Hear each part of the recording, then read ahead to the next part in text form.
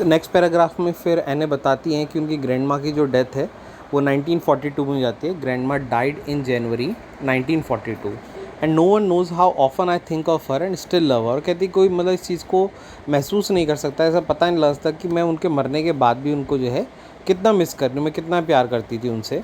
And this birthday celebration 1942 was intended to make up for the other.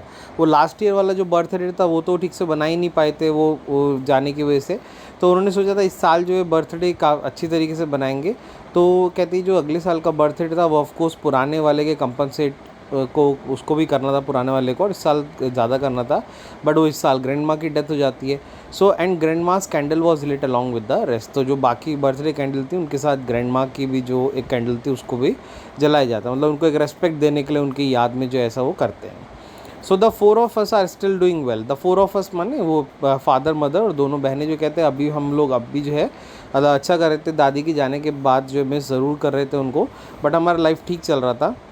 And that brings me to the present date of 20 June 1942। और कहते सब ठीक चल रहा था, इसलिए आज की तारीख 20 जून 1942 को मैं अपनी डायरी जो है लिख रही हूँ। And the solemn dedication of my diary, solemn means serious, और मेरा डेडिकेशन जो था मेरी डायरी के लिए जो सीरियस डेडिकेशन था वो भी अभी भी कंटिन्यू है।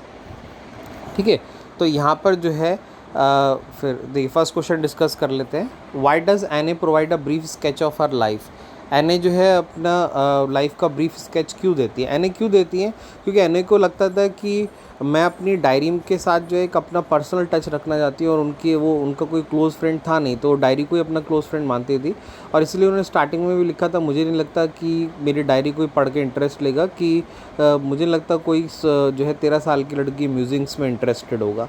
तो उनको था, पर फिर भी उनको कोई एक ऐसा फ्रेंड चाहिए था जिससे वो अपनी पर्सनल लाइफ डिस्कस कर सकें, इसलिए उन्होंने अपना एक स्केच जो था अपनी लाइफ का अपनी डायरी में लिखा। वॉट टेल्स यू दैट एने लव्ड हर ग्रैंड मदर। आपको मतलब ऐसी क्या चीज़ बताती है कि एने जो है अपनी मदर को, ग्रैंड मदर को बहुत प्यार करती थी। तो वही जो उन्होंने हमें पैराग्राफ में हमने पढ़ा कि उनकी डेथ के बाद भी जो है एने उन्हें बहुत मिस कर रही थी और उनको जो है बहुत प्यार कर रही थी। और स्टार्टिंग में बताया था कि जब वो लोग उसके फादर मदर हॉलैंड चले गए थे तो अपनी ग्रैंड मदर के पास वो रही थी, तो काफ़ी टाइम उन्होंने तब भी बिताया था, और अपने बर्थडे के साथ कैंडल्स के साथ उन्होंने ग्रैंड माँ के लिए भी कैंडल को लिट करा था। तो ऐसे डिफरेंट इंस्टेंसेस जिनसे हम पता लगा सकते हैं कि एने जो है अभी भी अपनी ग्रैंड मदर को जो है काफ़ी प्यार करती थी। ठीक है, चलिए नेक्स्ट अब देखते हैं। सो सैटरडे 20 जून 1942 को ये डायरी का एक एक्सट्रैक्ट है, मतलब ये जो है ये डायरी का एक्सट्रैक्ट एज इट इज़ हम कह सकते हैं कि जो डायरी ऑफ एने फ्रैंक थी उसमें से निकाला गया। उन्होंने तो खैर अपनी जो लैंग्वेज थी उनकी डच लैंग्वेज उसमें लिखा था, तो इंग्लिश में ट्रांसलेट करके और थोड़ा सा ऑफकोर्स इसमें कुछ अडेप्टेशन हुआ होगा, कुछ थोड़े बहुत चेंजेस करके जो है इसको बुक में लिखा गया होगा, बट लगभग यही एक किस्सा है जो इसमें दिया गया है। तो ये तो एक एक्सट्रैक्ट है जो हम पढ़ेंगे डायरी में जो लिखा हुआ था, बाकी एने ने ऐसे काफ़ी सारे किस्से जो हैं उसमें लिखे होते हैं डायरी के। ठीक है, तो देखिए काफ़ी इंटरेस्टिंग है।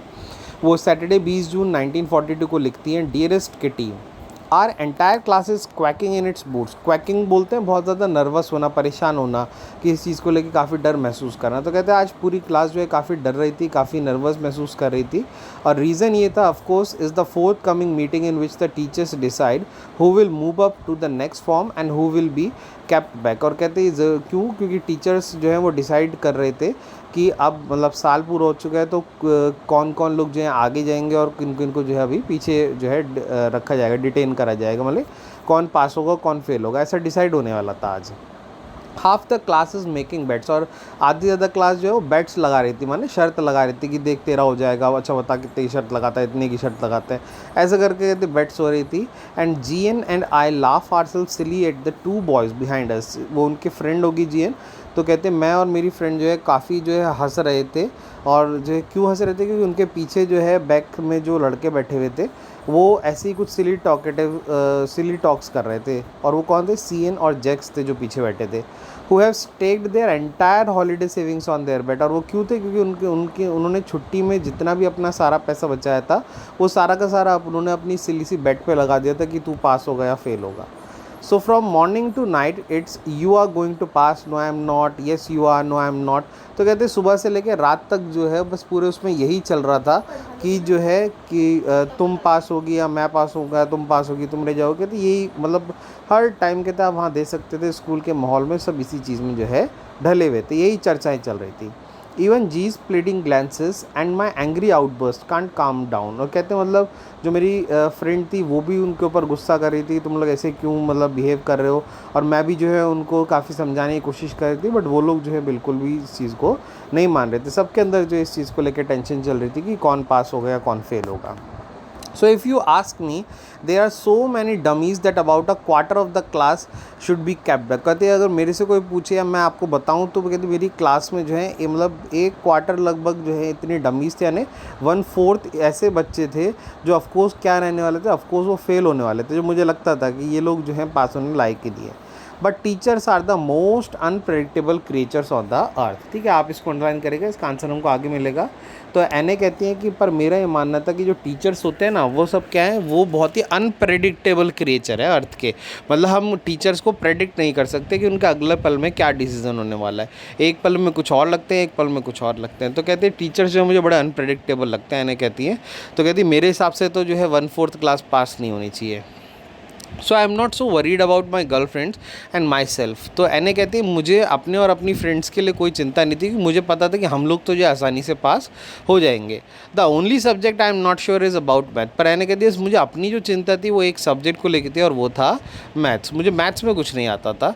And anyway all we can do is wait. और बस कहती अब कुछ कर तो सकते नहीं थे, एग्ज़ाम हो ही चुके थे, हम दे चुके थे, जो भी परफॉर्मेंस थे उसके बेस पे टीचर्स को डिसाइड करना था। तो कहती जहाँ तक बस हम कुछ नहीं कर सकते, इसलिए बस वेट ही कर सकते थे। So until then we keep telling each other not to lose heart. तो कहते जब तक वो डिसीजन नहीं आया तब तक बस एक दूसरे के दिल को जो हम तसल्ली दे रहे थे और परेशान होने के लिए मना कर रहे थे।